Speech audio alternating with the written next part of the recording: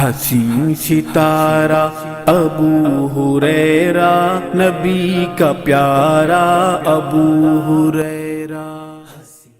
ابو بکر و عمر جنتی جنتی، ابو بکر عمر جنتی جنتی، عثمان و علی جنتی جنتی۔ إن الحمد لله الحمد لله نحمده ونستعينه ونستغفره ونعوذ بالله من شرور أنفسنا ومن سيئات أعمالنا، من يهده الله فلا مضل له ومن يضلله فلا هادي له، أشهد أن لا إله إلا الله وحده لا شريك له وأشهد أن محمدا عبده ورسوله، أما بعد فإن خير الحديث كتاب الله وخير الهدي هدي محمد صلى الله عليه وسلم وشر الأمور محدثاتها وكل محدثة بدعة وكل بدعة ضلالة وكل ضلالة في النار. قال الله تبارك وتعالى: أعوذ بالله السميع العليم من الشيطان الرجيم من همزه ونفخه ونفثه، بسم الله الرحمن الرحيم. يا أيها الذين آمنوا اتقوا الله حق تقاته ولا تموتن إلا وأنتم مسلمون.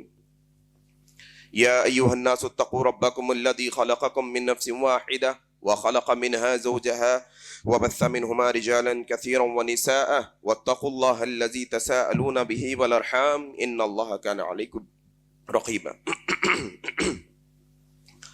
يا أيها الذين آمنوا اتقوا الله وقولوا قولا سديدا يصلح لكم أعمالكم ويغفر لكم ذنوبكم ومن يطع الله ورسوله فقد فاز فوزا عظيما.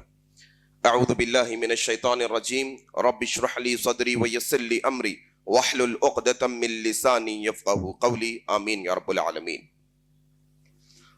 دوستو، بزرگوں، عزیز ساتھیوں، پردہ نشین ماؤں بہنوں، آج کے اس خطبہ جمعہ کا آغاز میں اللہ تبارک و تعالیٰ کی تعریف سے کرتا ہوں کہ ہر طرح کی تعریف، بڑائی اور کبریائی خالصتاً اللہ وحدہ لا شریک لہ لائق اور زیبا ہے، جس کے قبضہ قدرت میں اس کائناتوں کا ذرہ ذرہ ہے۔ غرض اسی کے حکم سے بدلتے ہیں یہ موسم، اسی کے حکم سے برستے ہیں یہ بادل۔ اللہ لا الہ الا هو الحی القیوم۔ اس مختصر سی اللہ کی تعریف کے بعد بے شمار درود و سلام ہو جناب محمد الرسول اللہ صلی اللہ علیہ وسلم پر۔ اللہم صلی علی محمد وعلی آل محمد كما صليت على إبراهيم وعلى آل إبراهيم إنك حميد مجيد. اللهم بارك على محمد وعلى آل محمد كما باركت على إبراهيم وعلى آل إبراهيم إنك حميد مجيد۔ اور اس کے بعد رحمت اور برکت نازل ہو عام طور پر تمام مومنوں اور مسلمانوں پر، خاص طور پر صحابہ کرام رضی اللہ عنہم اجمعین پر۔ عزیز ساتھیوں، جس طرح سے ہم یہ جانتے ہیں کہ آج 10 محرم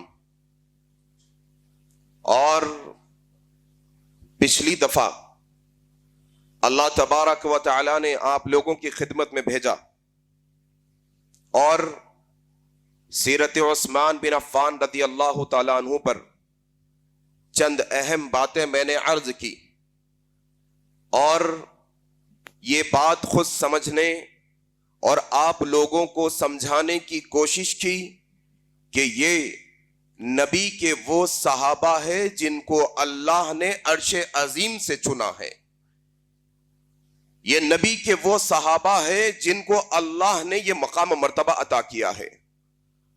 اور پھر ایک اور نقطہ ہم نے یہ سمجھنے کی کوشش کی تھی کہ اگر کوئی صحابہ کرام رضی اللہ عنہم اجمعین پر انگلی اٹھانے کی کوشش کرتا ہے اور ان کی عزت افزائی کے بجائے ان کی ذلت کرنے کی کوشش کرتا ہے، تو حقیقت میں یہ ان پر انگلی اٹھانا صرف ان پر انگلی اٹھانا نہیں بلکہ شریعت پر انگلی اٹھانا ہے، کیونکہ اللہ تبارک و تعالیٰ نے جبرائیل کے ذریعے سے یہ قرآن کی آیتیں اور نبی کی حدیثیں محمد الرسول اللہ کے قلب اطہر پر نازل کی، اور محمد الرسول اللہ نے ڈائریکٹ صحابہ اکرام رضی اللہ عنہم اجمعین کو یہ قرآن حدیث سکھایا اور صحابہ نے بالکل انصاف کے ساتھ مکمل دیانت داری اور امانت داری کے ساتھ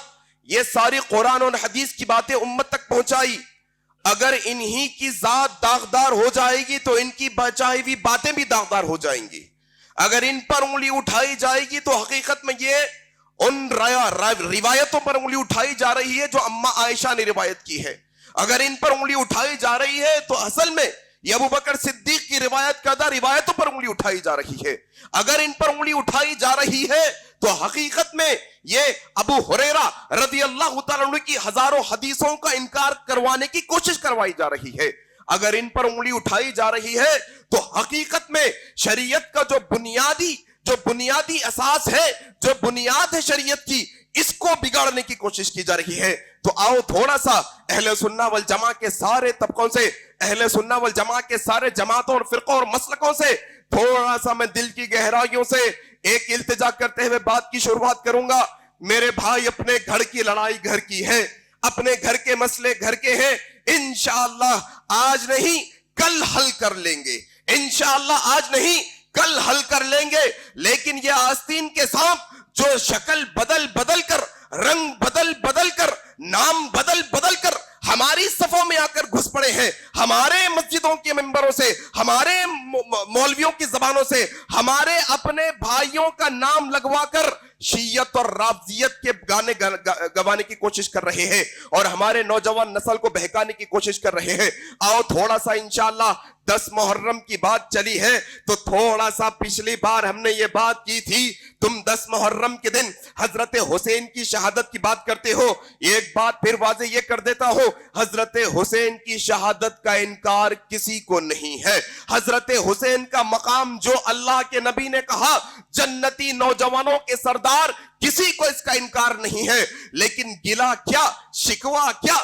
تم محرم کی بات کرتے ہو، تم 10 محرم کی بات کرتے ہو، میں 1 محرم کی بات کرتا ہوں. تم 10 تاریخ کی بات کرتے ہو، میں 1 تاریخ کی بات کرتا ہوں. تم واویلا کرتے ہو، تم سینے پیٹتے ہو، تم زدکوب کرتے ہو، تم گریبان چاک کرتے ہو، تم جھوٹا رونا روتے ہو.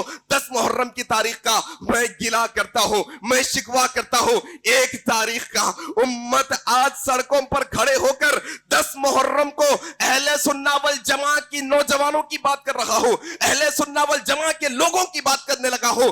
آج آؤ آپ کے علاقے کے اندر دیکھتے آیا ہوں، بچے گاڑیوں کو روک کر شربت پلانے کی کوشش کر رہے ہیں اور یہ سمجھانے کی کوشش کر رہے ہیں 10 محرم حضرت حسین کی شہادت ہے، ہوگی، کوئی گلا نہیں. لیکن 1 تاریخ کو یہ امت کا جیانا، یہ امت کا مجاہد عمر ابن خطاب کی شہادت ہوئی، کس کو یاد ہے ہم میں سے؟ شکوا یہ ہے اصل میں، شکوا یہ ہے اصل میں کہ 1 تاریخ کی شہادت. اچھا اہل حدیث یہ بزرگوں کو نہیں مانتا، کہتے ہیں نا، اچھا اہل حدیث صحابہ کو نہیں مانتا، اولیاء اللہ کو نہیں مانتا. اچھا جو ماننے والے ہیں ان سے سوال، 1 تاریخ گزر گئی، کسی کے کان پر جوں چلی کیا؟ کسی کے ممبر سے شہادت عمر کے اوپر خطبہ دیا گیا کیا؟ نہیں. اکیلا اہل حدیث گروہ ہے، اکیلا اہل حدیث مسلک ہے جو ہمیشہ ڈنکے کی چوٹ پہ بانگے درا صحابہ کا دفاع کرتا آیا ہے. اور رب کعبہ کی قسم کھا کے کہتا ہوں، میں بہت چھوٹا طالب علم ہوں اہل حدیث کا. یہ اہل حدیث کا بچہ کہتا ہے اس کی جان میں جان جب تک ہے صحابہ کی عزتوں کا دفاع کرتے رہیں گے انشاءاللہ. یہ بات سمجھو میرے بھائی. آؤ تھوڑا سا عمر بن خطاب رضی اللہ تعالیٰ عنہ، یہ بنیادی کلمات کس لیے؟ اس لیے مہینہ بھی 1 محرم کا، تاریخ فرق 1 تاریخ اور 10 تاریخ کا. کیا ہمیں یہ بات کا احساس ہوا کہ ہمارے چھیالے، ہمارے مرد مجاہد، ہمارے روحانی باپ عمر بن خطاب کی شہادت امت کے ذہنوں سے مٹا دی گئی، یاد بھی نہیں کسی کو؟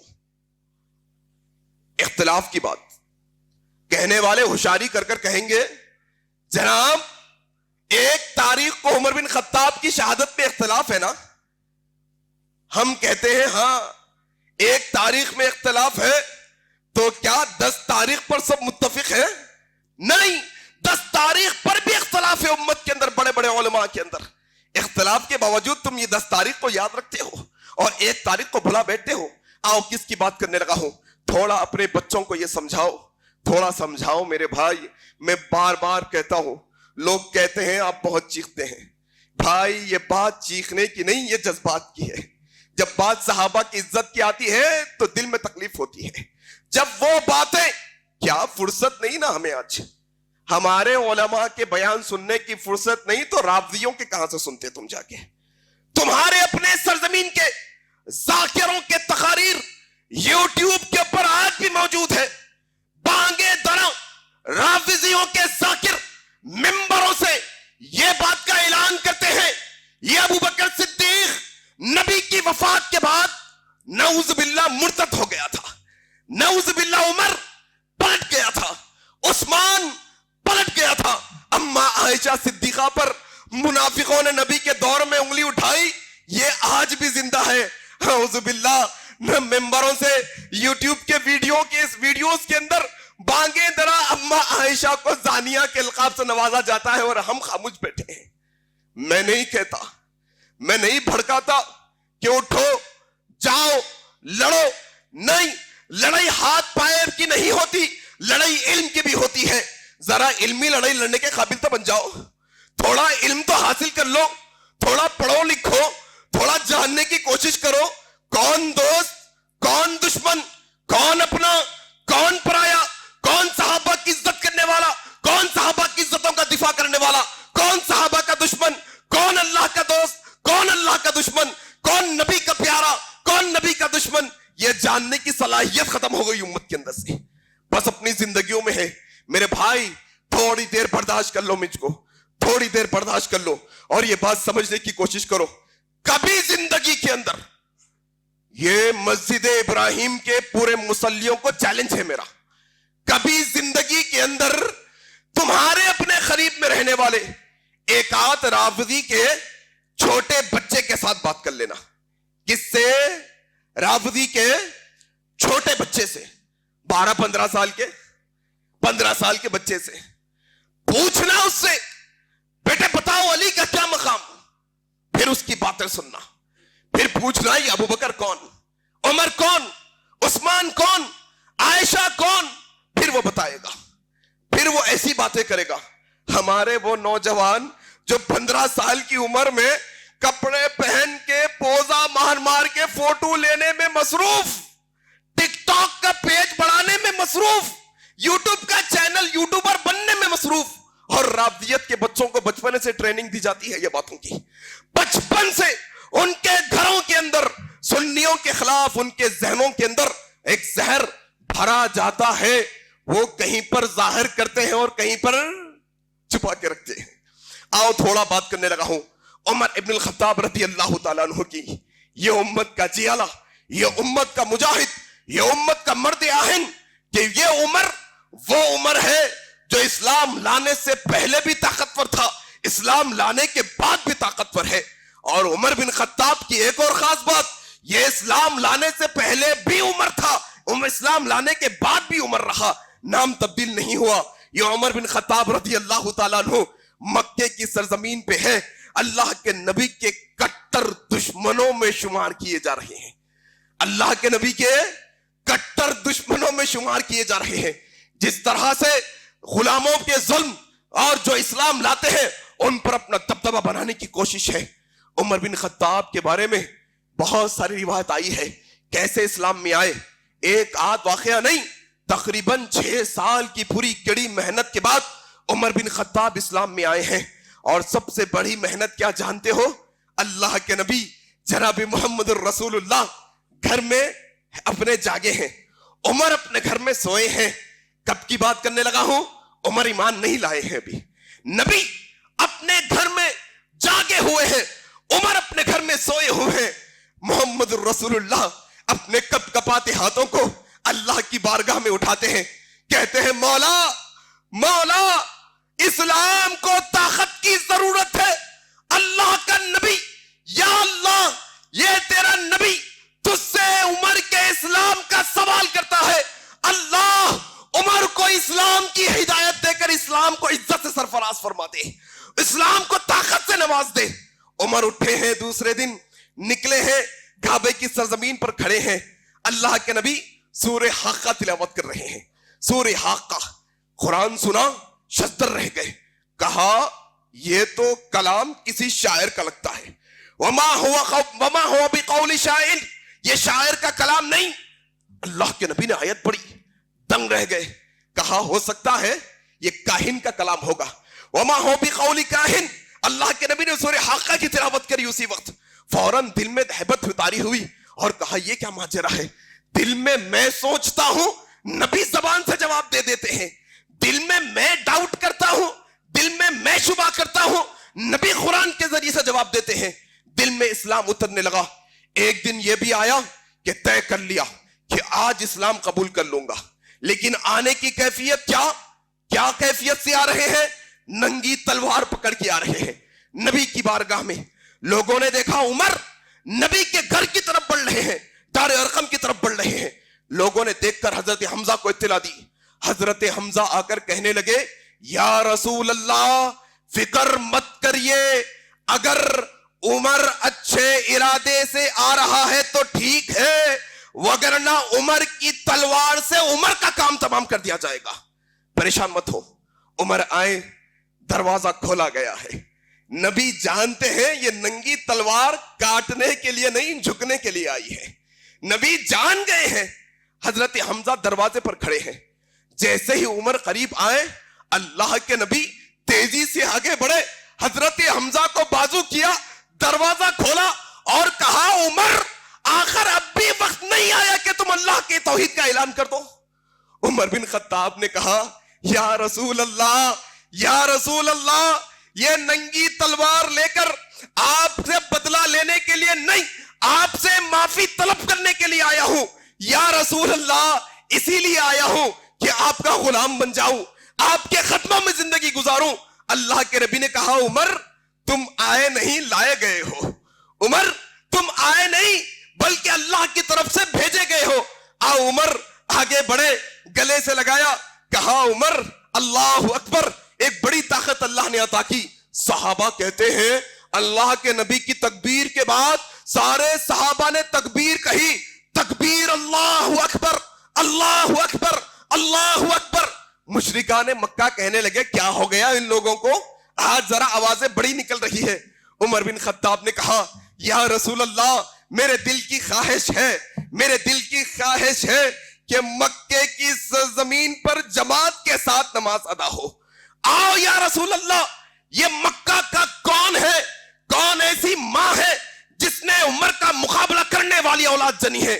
آؤ مکے کی سرزمین پر آج چھپ چھپ کر نہیں, عمر اسلام میں آئے ہیں, پھر تو کھل کر عبادت کی جائے گی.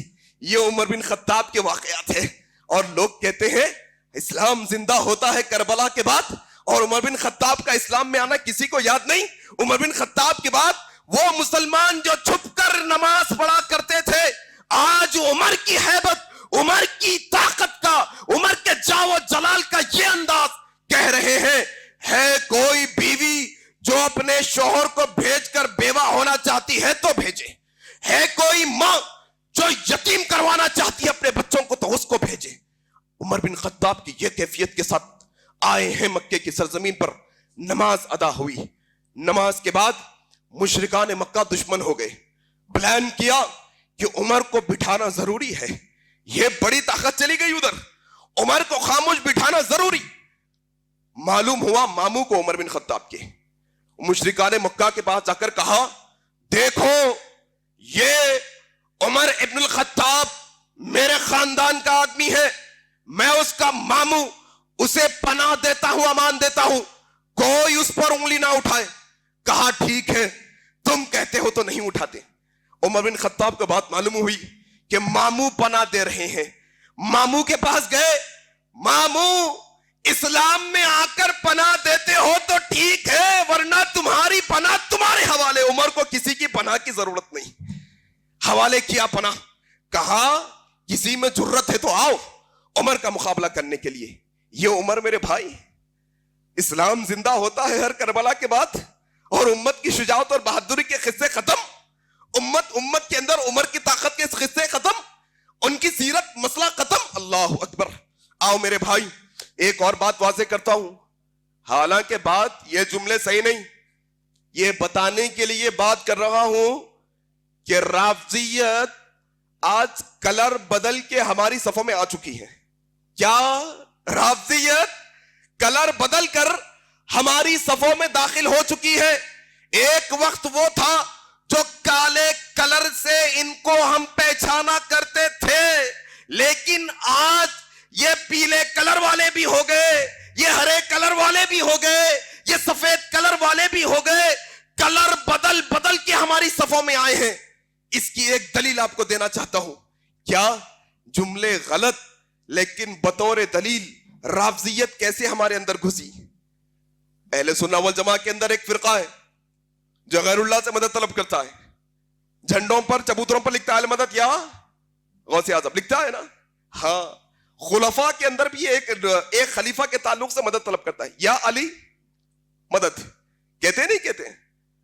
سوال یہ, ہم ابو بکر کو, عمر کو, عثمان کو ماننے والے, کیا ہمارے اندر کسی نے, حالانکہ جملے غلط, یا علی مدد کے علاوہ یا عمر مدد پکارا کبھی؟ کیوں؟ ایسا کیا مسئلہ ہوا؟ طاقت کے اعتبار سے کمی ہے کیا عمر بن خطاب میں؟ نہیں. پھر یا علی مدد کیوں صرف؟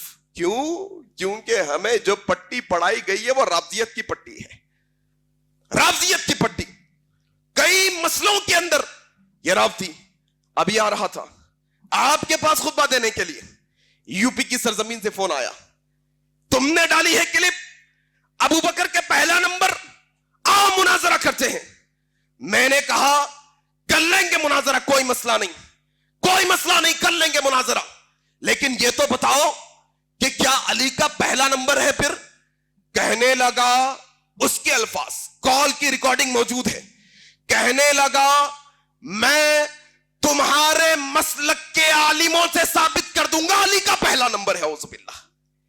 کیا کہا اس نے؟ تمہارے مسلک کے کتابوں سے, تمہارے مسلک کے اہل سنت کے عالموں سے ثابت کر دوں گا علی کا پہلا نمبر. لوگوں بتانے کا مقصد یہ, کوئی واہ واہی نہیں چاہیے بھائی, کوئی واہ واہی نہیں چاہیے.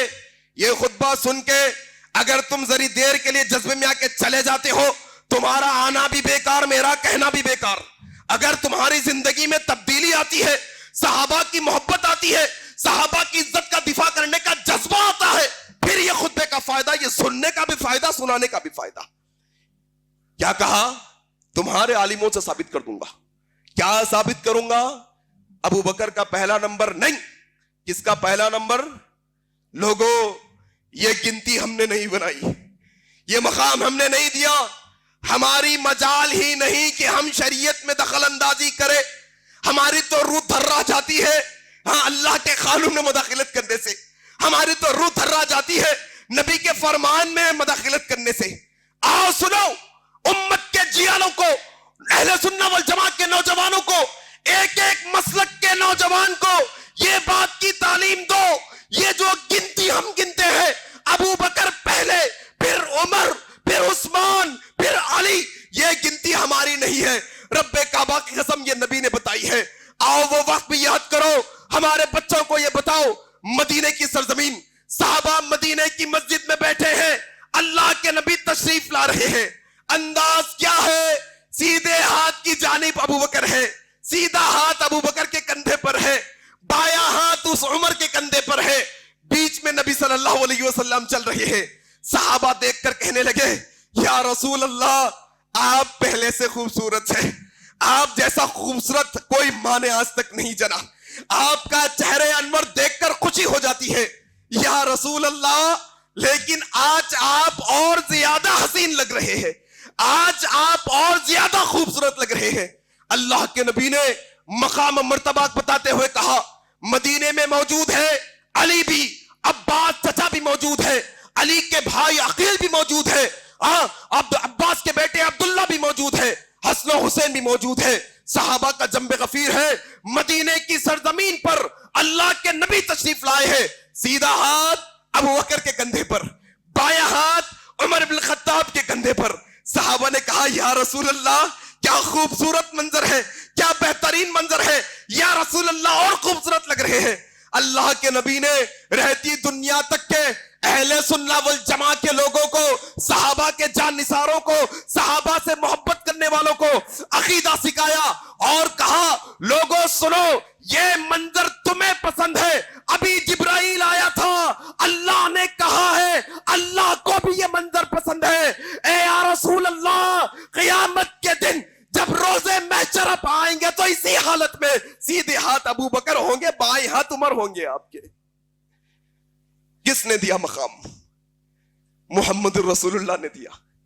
اللہ کے نبی نے آگے بڑھ کر کہا ایک حدیث, حوض کوثر پر کھڑا ہوں گا, امت کو پانی پلا رہا ہوں گا, سیدھے جانب ابو بکر ہوں گے, بائیں جانب عمر ہوں گے. اللہ اکبر, اللہ اکبر. میرے بھائی, یہ امت کو بھلا دیا گیا ہے.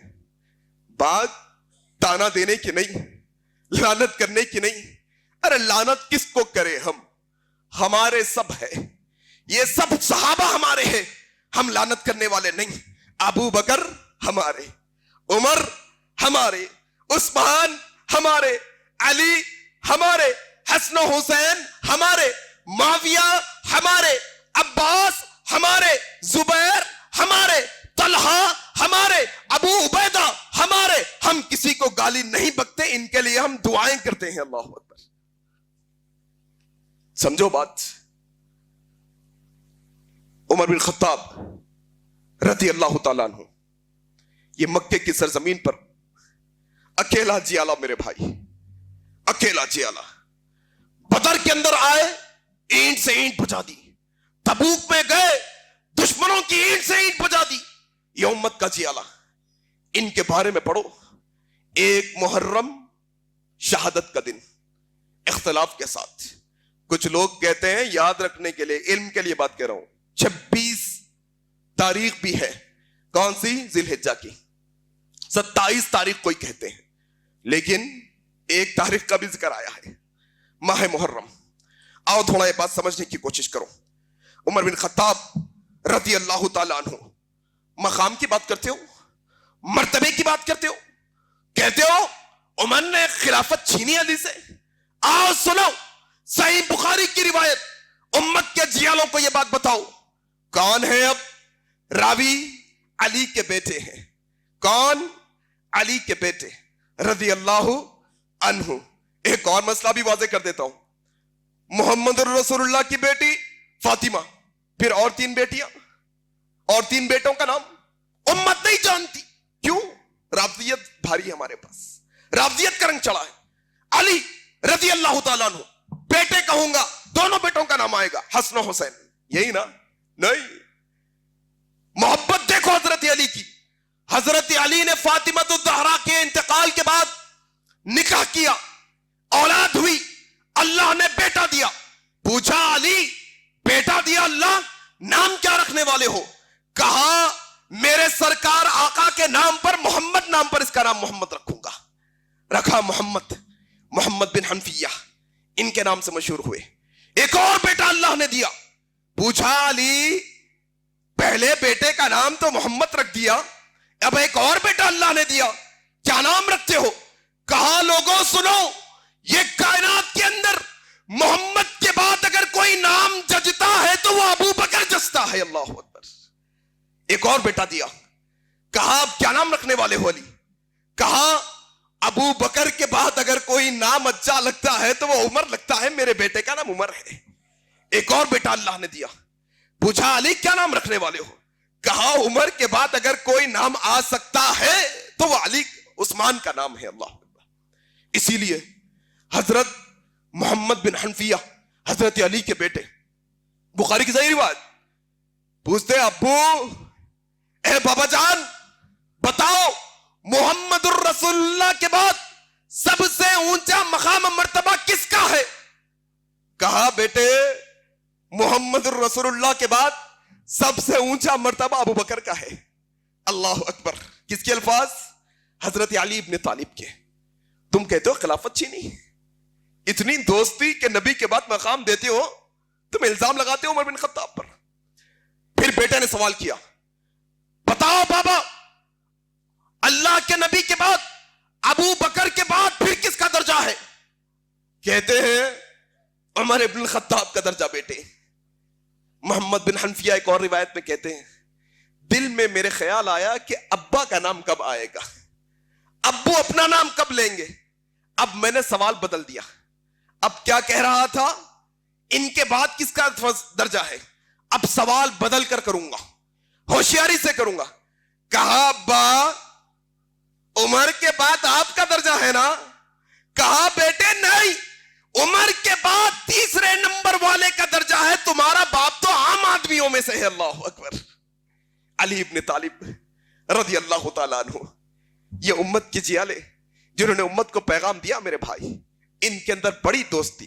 اسی لیے میں کہتا ہوں ہمیشہ, کتنی اولادیں حضرت علی کی, سب کے نام نکالو, پھر ان کی پشتوں کے نام نکالو, پھر ان کے پشتوں کے پشتوں کے نام نکالو, ان کی 4 پیڑھیوں تک. کون؟ امام باقر تک نکال لو, امام باقر تک نام نکال لو, زین العابدین تک نام نکالو.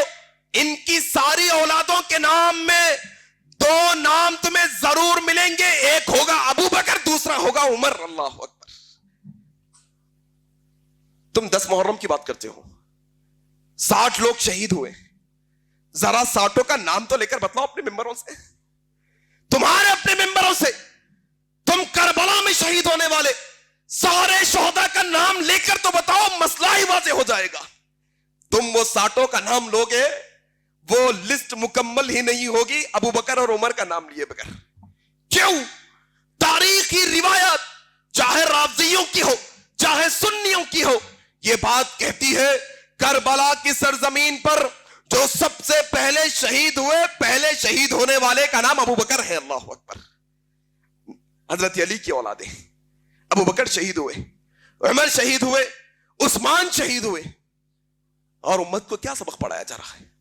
آؤ میرے بھائی, وقت کم ہے, یقین جانیے عمر بن خطاب پر جب خطبے کے لیے تیاری کرنے لگا, سمجھ ہی نہیں آ رہا تھا کہاں سے شروع کروں, کون سا واقعہ رکھوں. سارے واقعات اچھے, سارے معاملات ایسے سنانے کے لائق اور سننے کے لائق. پھر اللہ سے دعا کی, اللہ تو ہدایت دینے والا ہے, تیرے سوا کوئی نہیں.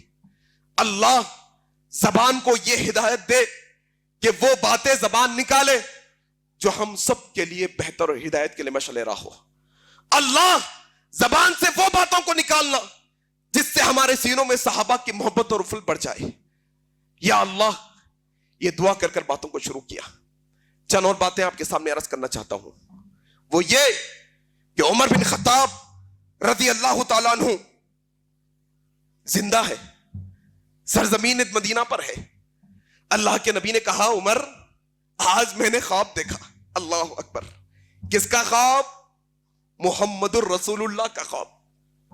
اور نبیوں کے خواب وہی ہوتے ہیں.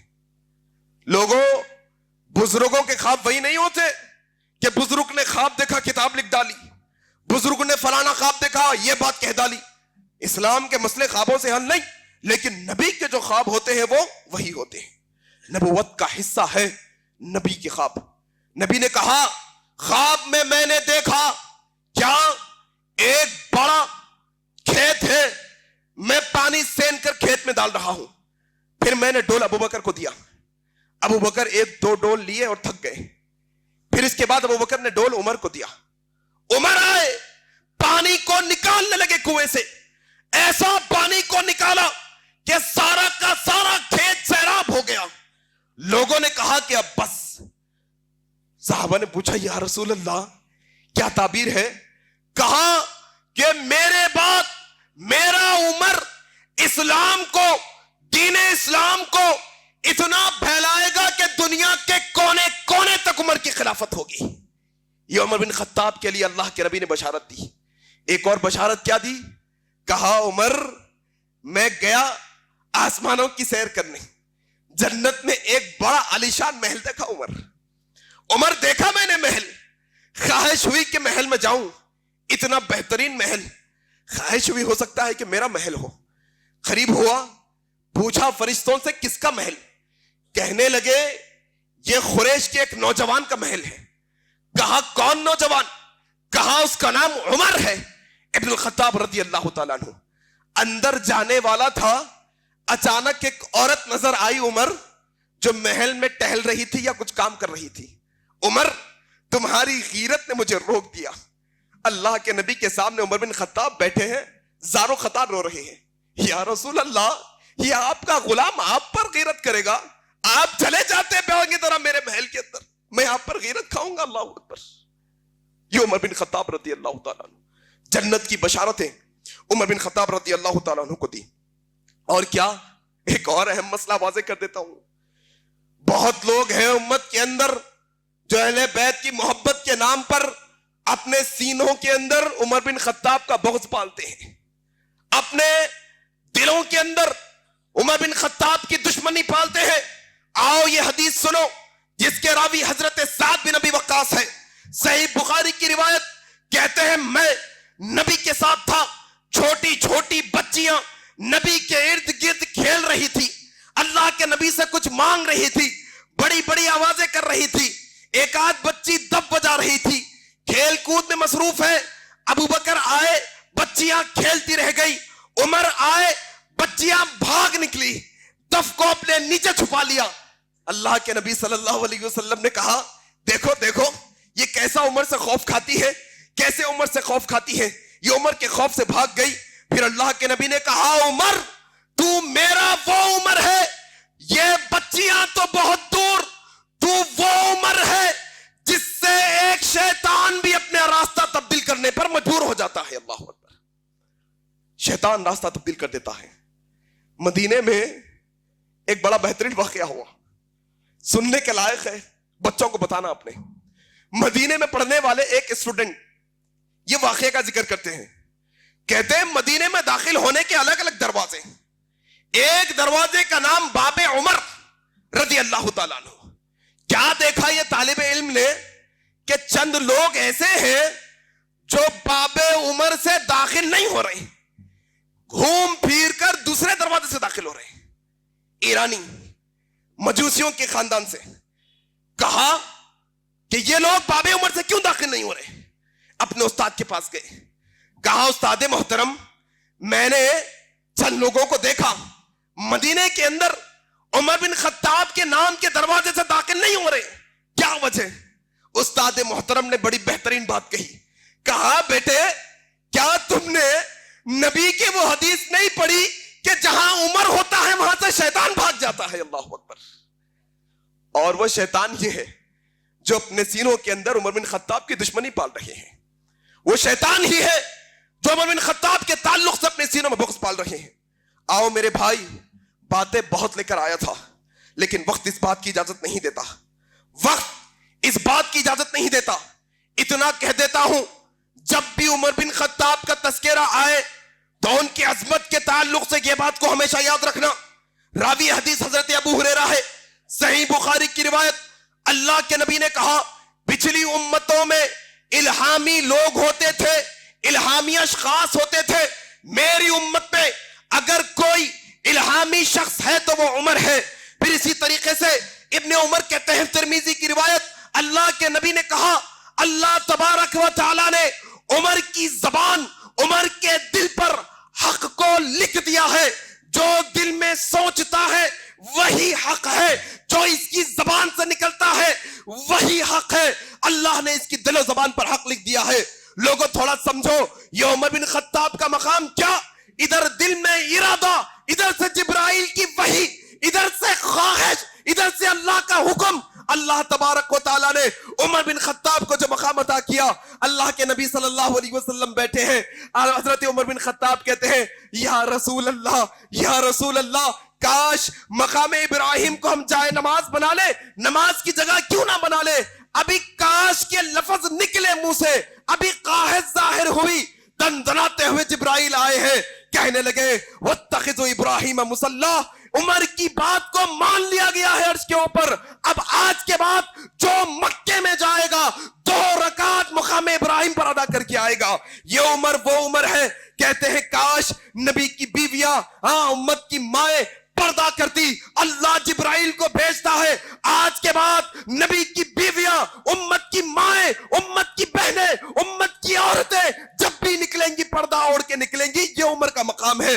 उमर ने सोचा काश काश कि जो है ना बदरी कैदियों को कत्ल कर दिया जाए, इन्हें माफ ना किया जाए। अल्लाह के नबी कहते हैं नहीं, इन्हें माफ कर देंगे, जिजिया ले लेंगे। अबू बकर कहते हैं जिजिया ले लेंगे।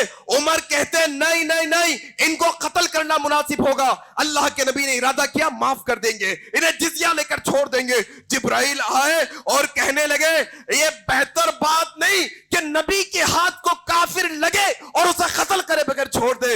नबी की हाँ में हाँ जो है, उमर बिन खत्ताब की हाँ में हाँ अल्लाह तबारक व तआला ने आयत नाजिल की। इसी तरीके से मेरे भाई एक दफा ऐसा आया, उम्महातुल मोमिनीन अल्लाह के नबी को खफा कर बैठी। उमर बिन खत्ताब आकर कहने लगे क्या तुम्हें यह मकाम ज़ेबा नहीं देता? क्या तुम इतने लायक नहीं कि अल्लाह ने तुम्हें नबी की ज़ौजियत में दे दिया? क्या तुम उनकी कदर नहीं करते? हजरत हफ्सा और दिगर साहबिया थी, वो कहने लगी उमर तुम हमारे ऊपर लीडर बनकर आए हो क्या? हमें तुम नसीहत कर रहे हो? खामोश बैठ जाओ। जिब्राइल आकर वही आयतें नाजिल करे हैं सूरह तहरीम की कि अगर नबी तुम अपनी बीवियों को तलाक दे दो तो अल्लाह इससे बेहतर औरतों को तुम्हें नसीब करेगा। ये उमर बिन खत्ताब का मर्तबा मेरे भाई, ये उमर बिन खत्ताब है मेरे भाई। कहने लगे अब्दुल्ला बिन उबई का, अब्दुल्ला इब्ने सलून का जनाजा आया, अल्लाह के नबी नमाज जनाजा पढ़ाने निकले। उमर बिन खत्ताब कहते हैं या रसूल अल्लाह ये मुनाफिक सही नहीं, इसने ऐसी ऐसी बातें कही है, इसका जनाजा ना पढ़ाओ। अल्लाह के नबी जनाजा पढ़ाने चले गए। अल्लाह ने आयत नाजिल की सूरह तौबा में अल्लाह ने कहा ये नबियों को ज़ेबा नहीं देता कि वो मुनाफिकों की नमाज जनाजा पढ़े, उनकी खबर पर कहकर मग़फ़िरत की दुआ करे। ये उमर बिन खत्ताब मेरे भाई कह रहे हैं या रसूल अल्लाह शराब के बारे में कोई वही आई है क्या? ऐसे ही बार बार पूछ रहे बिला वजह के, या रसूल अल्लाह शराब के बारे में वही आई क्या? शराब के बारे में अल्लाह तबारक व तआला ने वही नाजिल कर दी इन्नमल खम्रु वल मैसिर, शराब हराम। उमर तुम्हारे इरादे को, तुम्हारे नीयत को, तुम्हारे काश को, तुम्हारी चाहत को अल्लाह कुरान बनाकर नाजिल कर देता है। ये उमर बिन खत्ताब का मर्तबा है। एक दफा यह भी हुआ, अम्मा आयशा पर तोहमत लगाई गई। अल्लाह के नबी के सामने उमर बिन खत्ताब खड़े हैं, अल्लाह के नबी खामोश और गम में है। कहा या रसूल अल्लाह जरा बताओ अम्मा आयशा से आपका निकाह किसने करवाया? किसके हुक्म पर आपने अम्मा आयशा से निकाह किया? अम्मा आयशा के निकाह से पहले आपके ख्वाब में अम्मा आयशा की तस्वीर कौन लाते थे? वो अल्लाह था जिसने अल्लाह अम्मा आयशा से निकाह करवाया, वो अल्लाह था जिसने हुक्म दिया। आप अल्लाह के हुक्म पर अम्मा आयशा से निकाह किए हैं। हाँ सुब्हानक हादा बुहतानुन अज़ीम, ये अजीम बुहतान है या रसूलल्लाह अम्मा आयशा पर। आप जो है ना दिल छोटा मत करिए। अल्लाह ने सूरह नूर की आयतें ऐसे अल्फाज में जाकर पढ़ो, थोड़ा जाकर पढ़ो, ऐसे ही अल्फाज सुब्हानक हादा बुहतानुन अज़ीम के ताल्लुक से उमर के अल्फाज को आयतों में तब्दील कर दिया अल्लाह तबारक व तआला ने। ये उमर बिन खत्ताब का मकाम मर्तबा है। हालांकि मेरा वक्त हो चुका है, लेकिन एक बहुत अहम मसला आपके सामने रखना चाहता हूं। इनकी सीरत सुनकर अगर अमली तब्दीली नहीं आई तो मेरा पुकारना भी बेकार, आपका सुनना भी बेकार। और 5 मिनट ले लूंगा अगर इजाजत हो, 5 मिनट की बात खत्म कर दूंगा। क्या उमर बिन खत्ताब रज़ी अल्लाह ताला अन्हु का जब शहादत का, मौत का वक्त करीब आया, फजर की नमाज, अबू लुलू फेरोज, कौन है अबू लुलू फेरोज? जरा रावजी से पूछना है। इतनी बड़ी खबर, इतनी बड़ी मजार, इतना बड़ा गुंबद ईरान की सरजमीन पे किसका है भाई? आखिर ये क्यों जाते हो यहां पर? कई रावजियों का अकीदा है 3 दफा जाएंगे तो हज का सवाब मिलेगा। किसकी खबर को? कातिल उमर की खबर को, कातिल उमर की खबर को। आओ सुनो, ये उमर बिन खत्ताब रज़ी अल्लाह ताला अन्हु क्या दर्स देके गए जाते जाते। ये 24 लाख मुरब्बा मील के गवर्नर, खलीफा कौन? Umar bin Khattab. कितना होता जानते हैं? 24 लाख मुरब्बा मील। अंदाजा नहीं कर सकते, कैलकुलेटर में निकाल के करो, देखो कितने गज होता। अरबों एकड़ के खलीफा है उमर बिन खत्ताब। 100 किलोमीटर पर आपकी खिलाफत चल रही है। आखिरी वक्त है, फजर की नमाज में आके खड़े हुए, अल्लाह अकबर तकबीर तहरीमा कही थी कि पीछे से आया और खंजर से, जहरीले खंजर से पेट ने वार कर दिया उमर बिन खत्ताब के। उमर गिरे, वो अबू उबैदा बिन जर्राह को हाथ पकड़ के आगे किया, कहा कि तुम इमामत करो। छोटी छोटी सूरतें पढ़ाई, सूरह नसर और कौसर। मामला जो है ना, नमाज खत्म हुई, अल्लाह उठाया गया हजरत उमर बिन खत्ताब को। उमर बिन खत्ताब उठते उठते सवाल कर रहे हैं, پہلے یہ بتاؤ مجھے مارنے والا کون ہے؟ مجھے مارنے والا کہا کہ فلاں ایران سے آیا ہوا غلام ہے ابو لولو فیروز. کہا اللہ تیرا بے حد شکر ہے کہ عمر کے خون میں کسی مسلمان کے ہاتھ ملوث نہیں. اللہ اکبر. یہ عمر بن خطاب ہے میرے بھائی. آج تھوڑا اپنے مسلم بستیوں کا جائزہ لو. بھائی خون کا پیاسا بنا ہوا ہے. مسلمان کا خون کرتے ہوئے اس کے ہاتھ نہیں کپ کپاتے. یہ عمر بن خطاب جنہوں نے جاتے جاتے درس دیا اللہ تیرا بے حد شکر ہے کہ مسلمان کا ہاتھ نہیں عمر کے خون میں. پھر اس کے بعد عمر بن خطاب کو لے جایا گیا. عمر بن خطاب کو دوا کھلائی جاتی, پیٹ سے باہر آ جاتی, دودھ پلایا جاتا, پیٹ سے باہر آ جاتا. حکیموں نے کہا اے عمر لگتا ہے کہ آپ کے آخری دن آ گئے ہیں, وصیت کر دیجئے. کیا وصیت کرتے ہیں عمر بن خطاب؟ اللہ اکبر. کیا وصیت کرے یہ عمر؟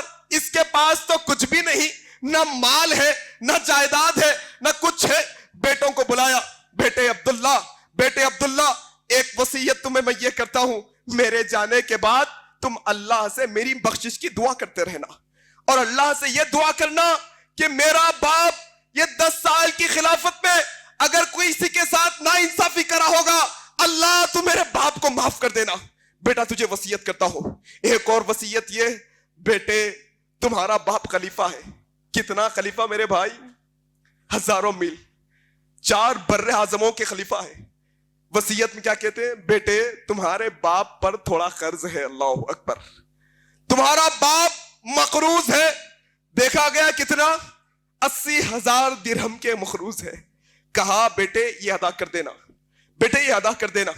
میں نہیں تو فلاں خاندان سے لے کر ادا کر دینا, قریش سے لے کر ادا کر دینا. بیٹے پھر بے ہوش ہو گئے. ہوش میں آئے, پوچھنے لگے لوگوں کیا وقت ہوا ہے, کیا میں نے نماز پڑھی ہے؟ اللہ اکبر. کیا بھائی امت کہاں کھڑی ہے؟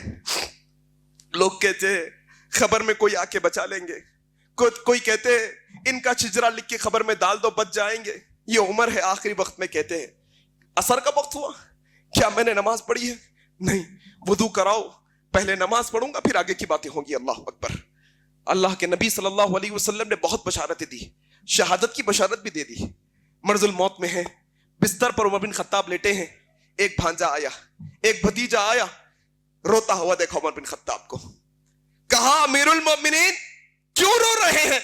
اللہ کے نبی جب یہ دنیا سے گئے تو آپ سے راضی اور خوش تھے, آپ کیوں پریشان ہو رہے ہیں؟ اللہ نے آپ کو گمراہیوں سے نکال کے ہدایت کے راستے پر رکھا. آپ تو وہ ہیں جو ٹیڑھوں کو سیدھا کر دیتے ہیں, آپ تو وہ ہیں جو سیدھوں کو صراط مستقیم پر نہ کھڑا کر دیتے ہیں. آپ کیوں پریشان ہو رہی ہیں؟ واپس ہونے لگا بھتیجا. نظر دیکھو عمر بن خطاب کی کیا تکلیف دیکھو. کیا اس مرض کے حالت میں بھی اپنے بھتیجے بلاؤ, اس کو ادھر بلاؤ. میرے بھتیجے تم نے جو باتیں کہی ہے بہت اچھی ہے, لیکن میرے بھتیجے میں دیکھ رہا ہوں تمہارا کپڑا ٹخنوں سے نیچے ہے, ذرا اس کو اوپر کر لینا پہلے. اللہ اکبر. تمہارا کپڑا بھی صاف رہے گا, اللہ کی رضا بھی تمہیں ملے گی. اللہ اکبر. امت کے نوجوانوں کو ذرا دیکھو, آج انہیں شرم آتی عمر بن خطاب کی سنت پر عمل کرنے سے, انہیں شرم آتی نبی کے جیسے کپڑے پہننے سے. اگر تمہیں شرم آتی نبی کے جیسے کپڑے پہننے سے تو پھر شرمندہ ہونے کے لیے تیار ہو جاؤ. قیامت کے دن پھر نبی سے تمہیں شرمندہ کروایا جائے گا. پھر نبی کی سنت پر عمل نہ کرنے والوں کو, بدعاتوں پر عمل کرنے والوں کو نبی سوہکن کر کے پیالہ نہیں پلائیں گے حوض کوثر کا. پھر کہتے ہیں بیٹے ذرا جانا اما عائشہ صدیقہ کے پاس, کہنا عمر نے سلام عرض کیا ہے. بیٹے تھوڑا دھیان رکھنا, عبداللہ ذرا دھیان رکھنا, جا کر یوں نہ کہہ دینا کہ امیر المومنین نے سلام کہا ہے, میں اب امیر المومنین نہیں. کہنا عمر بن خطاب نے سلام عرض کیا ہے, اور کہنا عمر کی ایک خواہش ہے کہ آپ کے حجرے میں جہاں عمر کے آقا اور ایک طرف میرے دوست ابو بکر ہے, ایک طرف مجھے جگہ دے دی جائے. اگر اما عائشہ کی اجازت ہو تو, وگرنہ پھر عام مسلمانوں کے قبرستان میں مجھے دفن کر دینا. گئے عبداللہ, عرض کیا اما. عمر بن خطاب یہ کہتے ہیں اما عائشہ رونے لگ گئی کہ وہ دروازہ جو فتنوں کو روکنے والا تھا آج کھل گیا وہ دروازہ. حضرت حذیفہ کہتے ہیں عمر وہ دروازہ ہے جو فتنوں کو روکنے والا تھا. یہ منافقین جو عمر بن خطاب کے دور خلافت میں باہر نہیں آ سکتے تھے آپ کی شہادت کے بعد باہر آنا شروع ہوئے. یہ امت کے اندر جو بڑے بڑے فتنے ہیں نا یہ سارے کے سارے فتنے عمر بن خطاب کی شہادت کے بعد آئے ہیں امت کے اندر. اماں نے کہا میں نے یہ جگہ میرے لیے اٹھا کر رکھی تھی لیکن عمر کا مقام کیا, میں نے نبی سے سنا عمر کے مقام کو دیکھتے ہوئے آج یہ امت کی ماں عائشہ اپنے اوپر عمر کو ترجیح دیتی ہے, جاؤ عمر کو لا کر میرے کمرے میں حجرے میں تدفین کر دو. گئے عمر بن خطاب کے پاس ان کے بیٹے, کہا بیٹے عبداللہ کیا خبر لائے ہو, کیا خبر لائے ہو؟ کہا امت کی ماں نے اجازت دے دی. عمر بن خطاب نے پھر کہا دیکھو عبداللہ جب میں مر جاؤں, جب مجھے تم نہلا دھلا کر میرے جنازے کو لے جاؤ تو اماں عائشہ صدیقہ کے حجرے میں اجازت کے بغیر میرے جنازے کو نہیں لے جانا, باہر رکھنا اور کہنا عمر نے آپ کو پھر سلام کہا ہے اور آپ سے اجازت طلب کی ہے, آپ کی اجازت ہو تو عمر کے جنازے کو اندر لائیں, اگر اماں اجازت دے تو اندر لے جانا ورنہ پھر عام مسلمان کے قبرستان میں میری تدفین کر دینا. میرے بھائی باتیں بہت ہے کہنے کے لیے, ان کی سادگی, ان کا انصاف, یقین جانیے گا ایسا خلیفہ پھر جو ہے نا جو زمین و آسمان نے نہیں دیکھا, ایسی حکومت پھر کس نے نہیں دیکھی. باتیں بہت ہے, پھر انشاءاللہ موقع ملے گا تو آپ کے سامنے ان کے اور پہلو رکھنے کی کوشش کریں گے. غرض ایک بنیادی نقطہ میرے خطبے کا لب لباب یہ کہ اہل سنت والجماعت کے ایک ایک مسلک کو صحابہ کی عزت اور ناموس کی حفاظت کے واسطے اٹھ کھڑے ہونا ضروری ہے, علم حاصل کرتے ہوئے علمی جواب دینا ضروری ہے. اللہ سے دعا ہے کہ اللہ تجھ سے ہم دعا کرتے ہیں اللہ عقیدہ عمر بن خطاب جیسا عطا کر دے, اللہ عمل عمر بن خطاب جیسا عطا کر دے. اللہ زندگی تو نے دی ہے, تجھ سے دعا ہے زندگی تو نے دی ہے عمر بن خطاب جیسی زندگی عطا کر دے. اللہ موت بھی تو دینے والا ہے, تجھ سے دعا ہے کہ اللہ موت بھی عمر بن خطاب جیسی شہادت والی موت نصیب فرما دے. اللہ جب تک زندہ رکھ اسلام پر زندہ رکھ, جب ہماری موت آئے تو اسلام پر آئے. سبحانک اللہم و بحمدک اشہد ان لا الہ الا انت استغفرک و اتوب الیک. والسلام علیکم ورحمۃ اللہ وبرکاتہ. رب اشرح لي صدري ويسر لي أمري واحلل عقدة من لساني يفقه قولي. رب اشرح لي صدري ويسر لي أمري واحلل عقدة من لساني يفقه قولي.